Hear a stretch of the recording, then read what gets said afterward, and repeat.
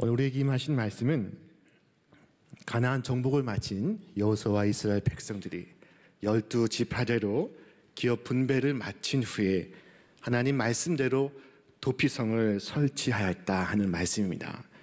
이 도피성은 부지 중에 실수로 사람을 죽인 자가 도피할 수 있었던 성을 말합니다. 그곳에서 부지 중에 이웃을 죽인 자는 피해 보복자의 손으로부터 죽임을 면할 수가 있었습니다. 성경은 말씀하기를 부지 중에 실수로 사람을 죽인 자를 그리로 도망하게 하라. 이는 너희를 위해 피해 보복자를 피할 곳이니라. 자, 이 부지 중에라는 말은 과실로 혹은 실수로 혹은 알지 못하는 사이라는 말입니다. 예를 들면 두 사람이 나무를 하러 산에 올라갔습니다. 근데 열심히 나무를 하다가 한 사람의 도끼가 그만 정비가 잘 안 되어 도끼 머리를 고정시키는 그 쐐기가 빠져나갔습니다. 그는 그것도 모르고 그 도끼를 휘두르다가 그만 도끼 머리가 공중으로 날아가서 옆에서 나무하던 사람들을 쳤습니다. 그래서 그가 죽었습니다. 자, 이것은 그가 고의로 한 일이 아닙니다. 소위 과실치사에 해당이 됩니다. 그러나 당시 구약의 법에 따르면 살인자는 반드시 죽임을 당해야 한다고 규정하고 있었습니다.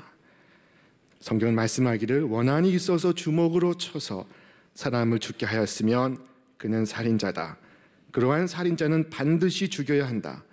피를 보복할 친족은 어디서 그를 만나든지 그를 죽일 수 있다. 여기서 피를 보복할 친족이란 그의 가까운 형제, 사촌, 친척을 말합니다. 히브리어로 고엘이라고 합니다.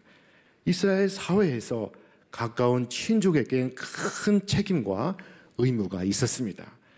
한 사람의 삶의 터전을 잃을 만큼 어려워지면 가까운 친족은 그를 도울 책임이 있었습니다. 그리고 그가 어이없는 죽임을 당하게 되었을 때에도 가까운 친족은 그 죽은 자를 대신하여 복수할 의무가 있었습니다. 물론 복수를 해도 죄가 되지 않았습니다. 특별히 고대 사회에는 눈에는 눈, 이에는 이라는 이 동행보복법 혹은 동형보복법이 있었습니다. 우연히 자신도 모르게 죄를 지었다 할지라도 이 피해 보복을 피할 방법은 없었습니다. 하지만 하나님은 억울하게 누명을 쓰거나 실수를 한 경우 피해 보복으로부터 그를 보호하기를 원하셨습니다. 하나님께서 명하신 이 도피성의 제도는 이와 같았습니다. 첫째, 살인을 저지른 자는 도피성으로 달아날 수 있습니다. 사실 실수를 하도 사람을 죽인 일이 있어서는 안 됩니다. 그러나 인간인 이상 그와 같은 일이 벌어지는 것을 어떻게 할 수 있습니까? 그때 그는 일단 피해 보복자가 그를 발견하기 전 먼저 가까운 도피성으로 도피해야만 합니다. 도피성은 모든 사람을 위해 열려있는 곳이었습니다. 그곳에는 이스라엘 자손들뿐만 아니라 나그네와 과부와 이방인과 심지어 노예까지도 죄를 지은 사람은 누구나 들어갈 수가 있었습니다. 그 대상에 제한이 없었습니다. 그러나 아무리 도피성 제도가 좋다 한들 도피성이 멀리 있는 곳이라면 피하기가 어려울 것입니다. 소용이 없을 것입니다. 그래서 도피성은 가나안 땅 전역에 쉽게 도피할 수 있는 곳에 설치되었습니다. 여러분, 지도를 보시면 팔레스타인 땅을 왼쪽과 오른쪽으로 가르는 요단강이 있습니다.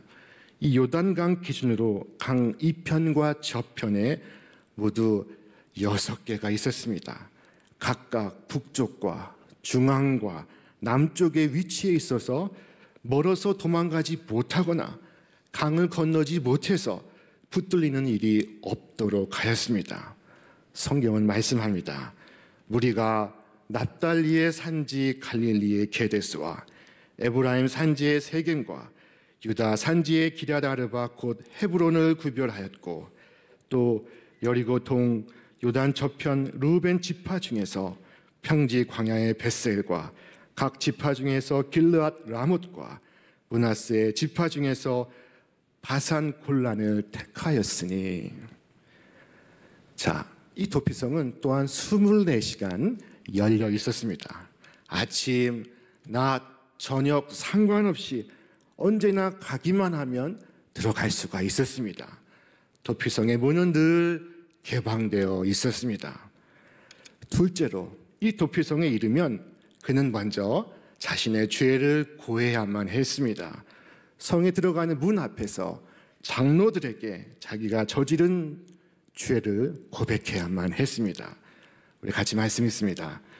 이 성읍들 중에 하나에 도피하는 자는 그 성읍에 들어가는 문 어귀에 서서 그 성읍의 장로들의 귀에 자기 사건을 말할 것이요. 자, 무작정 성 안에 들어가면 안 되고 문 앞에서 자기가 살인을 저지르게 된 경위를 장로들 앞에 고해야만 합니다. 아무리 도피성이라 하더라도 여행하다가 들린 사람, 친척을 방문한 사람, 또 물건을 팔려고 들른 사람도 있을 것입니다. 그렇기 때문에 자기의 죄를 고하지 않고 가만히 들어와 있는 사람은 보호될 수가 없었습니다. 셋째로 죄인은 반드시 그 도피성 안에서 안전하게 살아갈 수 있도록 보장을 받았습니다. 이 세상 어느 곳에서도 죄 지은 사람을 위한 안전한 피난처는 없습니다. 하물며 다른 사람의 생명을 해친 살인자가 피할 수 있는 안전한 거처는 없습니다. 그러나 죄 지은 자를 위하여 하나님은 피난처를 예비해 놓으셨습니다. 죄인은 성 안에서 안전했습니다. 아무리 피해 보수자가 와도 내주지 않았습니다. 자, 말씀 같이 있습니다. 피해 보수자가 그 뒤를 따라온다 할지라도 그들은 그 살인자를 그의 손에 내어주지 말지니. 하나님이 정해놓으신 도피성 안으로 들어가기만 하면 그는 성 밖으로 나가지 않는 이상 안전한 삶을 누릴 수가 있었습니다. 그러나 그가 만일 성 밖으로 나가면 그는 죽음을 면할 수 없습니다. 도피성은 그곳에 거하는 자만 보호했습니다. 임의로 도피성을 떠난 자는 보호되지 않았습니다. 이 도피성의 규정이 그대로 적용된 사람이 있었으니 그는 다윗 왕을 저주했던 시므이라는 사람이었습니다. 시므이는 다윗이 반란으로 정권을 빼앗기고 도망을 갈 때 다윗을 따라오면서 줄기차게 그를 저주했던 인물이었습니다. 하나님께서 기름 부으신 왕을 저주하면 그 죄는 곧 사형에 처할 만큼 이스라엘 사회는 엄중하게 다스렸습니다. 다윗에겐 자신을 죽이려고 추격하던 사울 왕이 있었습니다. 다윗은 그 사울 왕을 몇 번이나 죽일 기회가 있었습니다. 그러나 그는 왕을 해하지 않습니다. 그리고 훗날 사울 왕을 만나 그에게 이처럼 구합니다.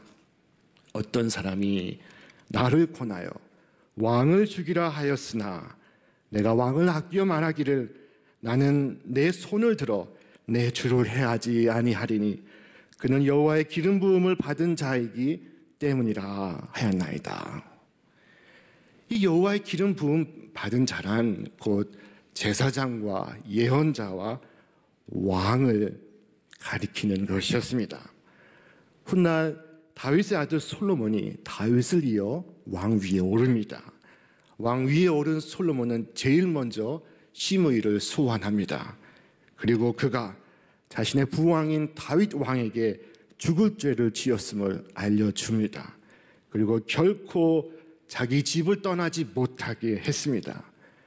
시므이를 용서해 주는 대신 자기의 집에서 떠나지 말 것을 명하였습니다. 만약 그가 자신의 죄를 생각하고 자신의 집 안에만 머무른다면 그는 얼마든지 안전히 살아갈 수가 있습니다. 그런데 살다 보니 솔로몬의 말이 점점 중요하게 느껴지지 않습니다. 살짝 집 밖에 나갔다 왔다 한들 솔로몬이 모를 것 같았습니다. 그런데 하루는 시므이의 종이 시므이를 배반하고 도망을 친 일이 있었습니다. 원래 시므이는 자기 집을 벗어날 수 없기 때문에 종이 도망친 사실을 알아도 그를 용서해야만 했습니다. 그가 다윗 왕을 배반하였던 것처럼 그를 배반한 그의 종을 그는 용서해야만 했습니다. 그러나 그는 솔로몬의 경고를 무시하고 집 밖으로 나가 자기 종을 붙잡아 왔습니다. 이 소문이 솔로몬의 귀에 들려왔습니다. 솔로몬은 그의 장군 분하야를 시므이에게 보냅니다. 그리고 이르기를 네가 어찌하여 여호와를 두고 한 맹세와 내가 네게 이른 명령을 지키지 아니하였느냐.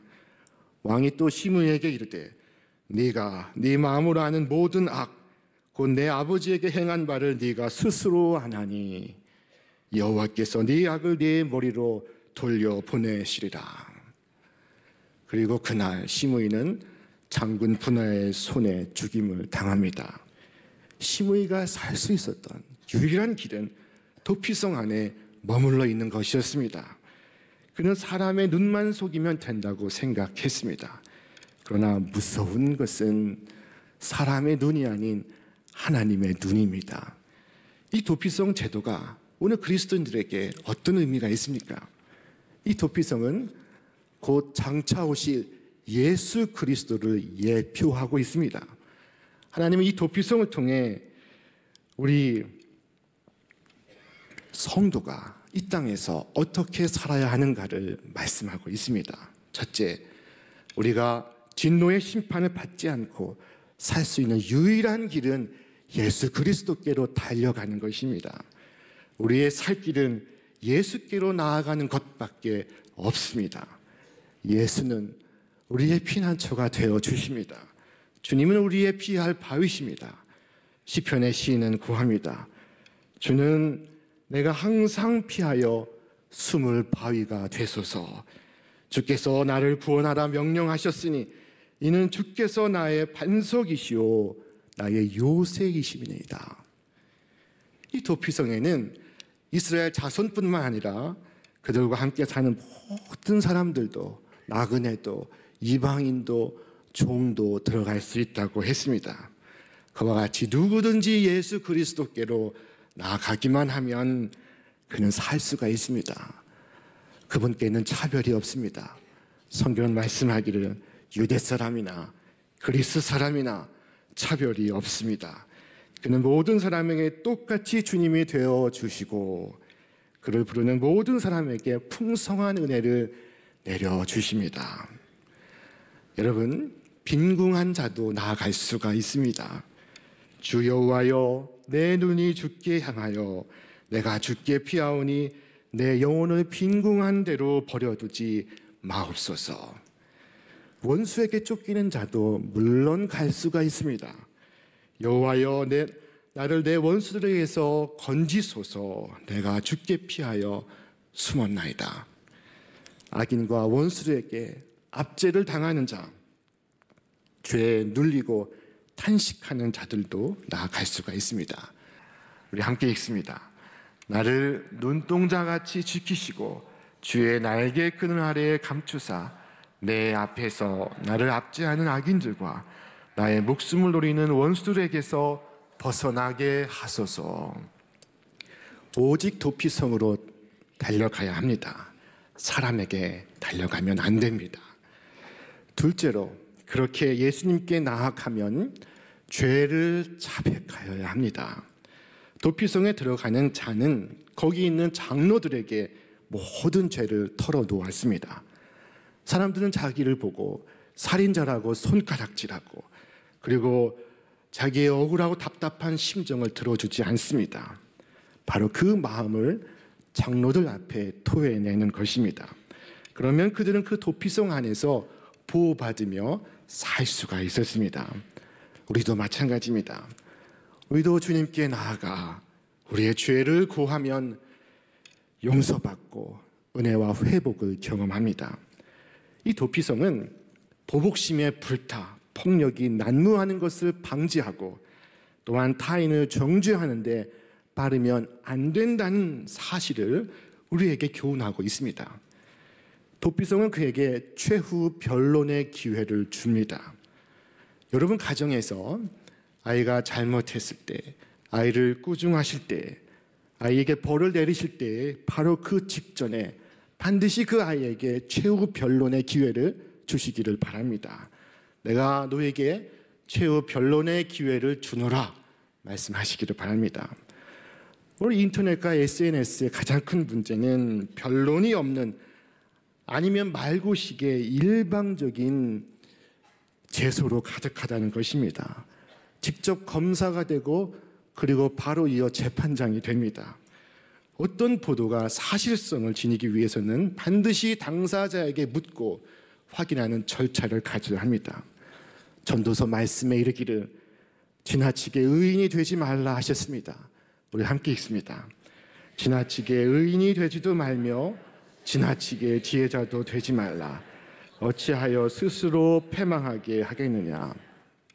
의로우신 분은 오직 하나님 한 분이십니다. 나 역시 죄인임을 기억해야 합니다. 우리는 죄인이었다가 하나님께 용서받은 자들입니다.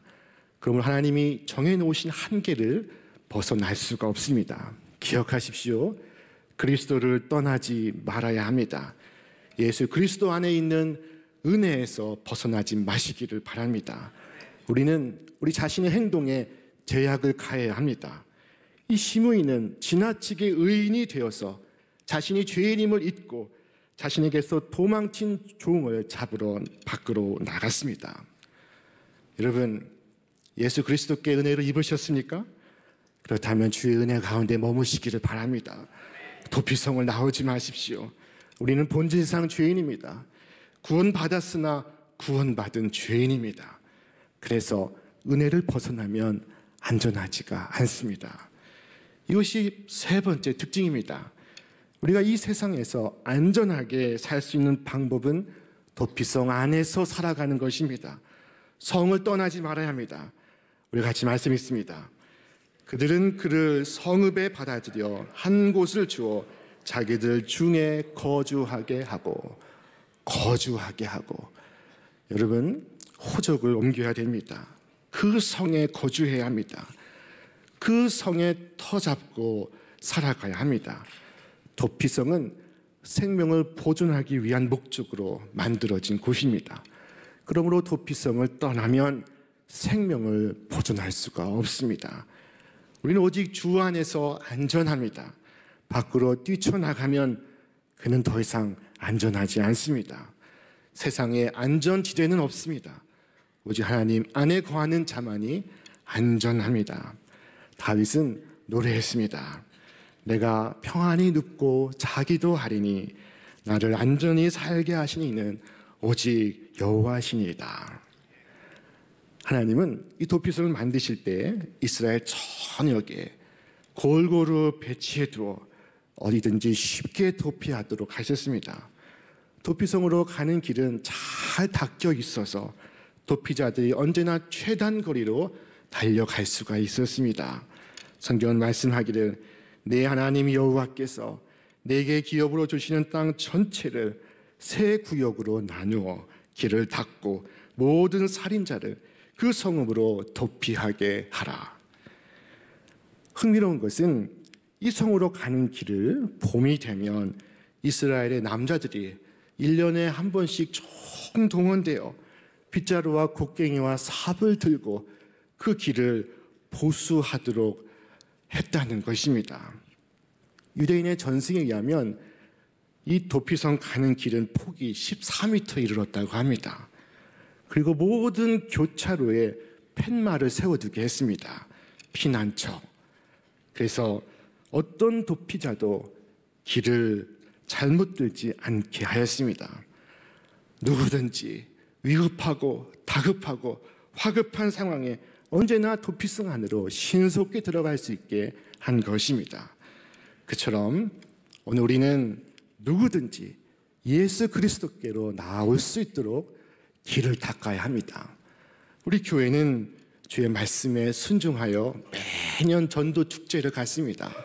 매년 가족 초청, 이웃 초청 예배를 드립니다.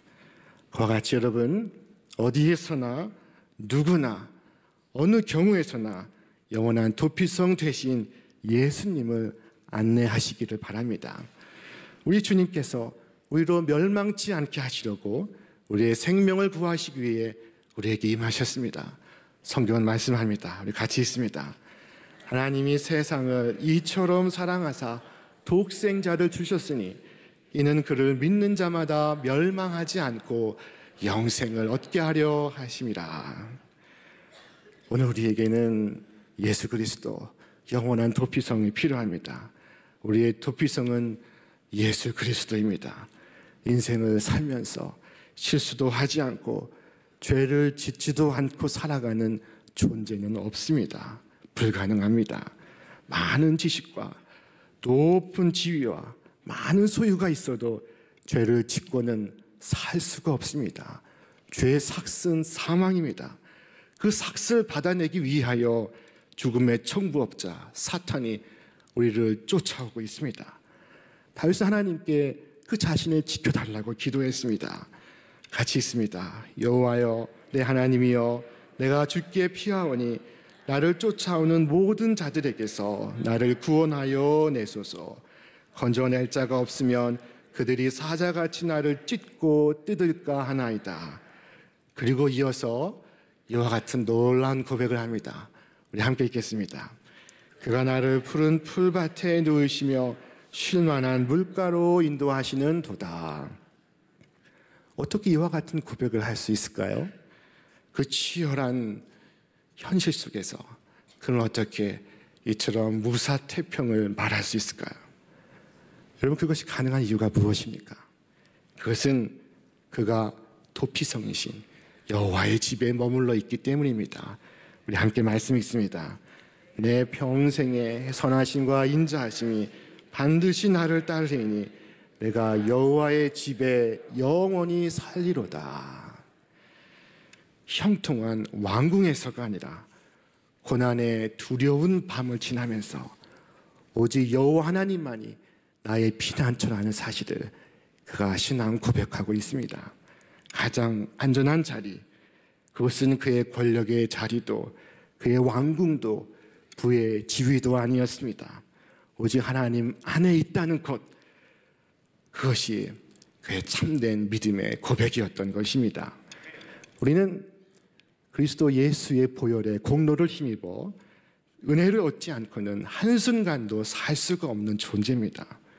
도피성의 위치는 높은 곳에 위치해 있었습니다. 그런데 예수 그리스도께서 그 높고 높은 곳을 넘어 이 낮고 낮은 곳에 우리의 가운데 임하셨습니다. 하늘의 주께서 하늘 보좌를 버리시고 이 땅에 임하시어 우리에게 찾아오셔서 인생의 피난처가 되어 주셨습니다. 우리를 위한 영원한 도피성이 되어 주셨습니다. 오늘 대림절의 의미는 우리의 그 절망적 상태를 아시고 예수 그리스도께서 친히 우리에게 임하시어 우리를 위한 도피성, 곧 영원한 피난처가 되어 주셨다는 것입니다. 오직 주 안에 생명이 있습니다. 토마스 머튼은 말하기를 저는 아무것도 두려워하지 않을 것입니다. 언제나 주님 손 안에 머물러 떠나지 않을 것이기 때문입니다. 라고 말했습니다. 시편의 시인은 이처럼 말했습니다. 우리 함께 읽겠습니다. 그러나 주께 피하는 모든 사람은 다 기뻐하며 주의 보호로 말미암아 영원히 기뻐 외치고 주의 이름을 사랑하는 자들은 주를 즐거워하리이다. 오직 예수 안에 거할 때 참된 휴식이 있고 기쁨이 깃듭니다. 예수님 모시고 사는 그곳이 여러분의 피난처입니다. 이 땅에서 괴롭고 힘겹고 그리고 말할 수 없는 고난을 당할 때 피곤하고 지치고 죄의 짐에 눌릴 때마다 도피성 대신 주께로 달려가시기를 바랍니다. 하늘의 주님은 우리의 그 무서운 죄에도 치명적인 죄에도 불구하고 우리를 위한 도피성을 예비해 놓으셨습니다. 어느 누구도 과거의 죄로 심판받지 않을 것입니다. 마지막으로 이 도피성에 관한 놀라운 사실은 대제사장이 죽으면 살인자는 고향으로 돌아갈 수 있었다는 것입니다. 우리 같이 읽겠습니다. 그 살인자는 그 당시 대제사장이 죽기까지 그 성읍에 거주하다가 그 후에 그 살인자는 그 성읍 곧 자기가 도망하여 나온 자기 성읍 자기 집으로 돌아갈지니라 하라 하십니다. 영원한 대제사장이신 예수 그리스도께서 우리를 위하여 죽으셨습니다. 우리를 위하여 죽으심으로 우리는 본향의 자유인으로 돌아갈 수가 있게 되었습니다. 영혼에서 영혼까지 자유인으로 살 수 있게 되었습니다. 그러므로 죄의 짐에 짓눌려 살지 마시기를 바랍니다. 불안해하지 마십시오. 죄에 쫓겨다니지 마십시오. 쫓기듯 살지 마십시오. 늘 여유 있게, 기쁨 있게, 그리고 늘 하나님과 함께 기쁘게 살아가시는 여러분의 생이 되시기를 바랍니다. 그리고 부지런히 저기 도피성이 있음을 팻말을 세워 알리시고 안내하시며 살아가시기를 바랍니다. 도피성이 어디 있는지도 모르는 사람들을 위하여 대제사장이신 예수 그리스도께서 우리를 위하여 죽으심으로 우리가 집에 돌아갈 수 있다는 사실을 모르는 사람들을 위하여 여러분 친히 증인된 삶을 살아가시기를 주님의 이름으로 축원합니다.